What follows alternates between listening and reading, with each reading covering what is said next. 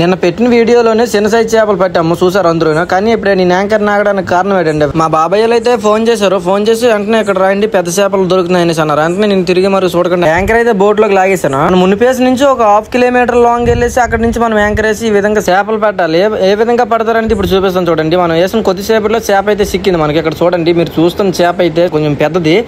దాన్ని వచ్చి మనం నల్లమట్ట అంటాము, మేము ఎక్కువ శాతం పెదమట్ట అంటాం. ఇక్కడ చూసారా, అన్నయ్య అయితే గాలంకర తగిలిస్తాడు, చాలా గట్టిగా గింజుకుంటుంది అది. ఎందుకంటే ఇది ఎక్కువ శాతం అయితే ఇలాగ ఈ విధంగా కదులుతుంది. నేనైతే కర్ర తీసుకుని వెళ్ళి ఇలాగ కదలకంట కొడుతున్నాను అనమాట. ఇంతకు ముందు వీడియోలో కూడా చెప్పాను, కింగ్ ఫిష్ అయినా పెదమట్ట చేప అయినా ఏదైనా సరే చేపను అయితే మనం కొట్టకపోతే సముద్రంలో పడిపోతే మళ్ళీ రిటర్న్ రాదు, అందరికీ తెలిసింది అది. చూసారు ఏ విధంగా కదులుతుందో. ఈ చేప అయితే మినిమం 10 నుంచి 12 కేజీల వరకు అయితే వస్తుంది. మిషన్ బోట్లు తీసిన ఎంటరింగ్ అయితే చేపలకైతే మంచి రేట్ ఉందన్నమాట. ఈ నల్లమట్ట రేట్ అయితే 450 రూపాయలు ఉంది. 10 కేజీల చేప వచ్చి ఎంత కొందో నాకు కామెంట్స్ అండి. వీడియో నచ్చితే లైక్ చేయండి. మరొక మంచి వీడియోతో కలుద్దాం. బాయ్.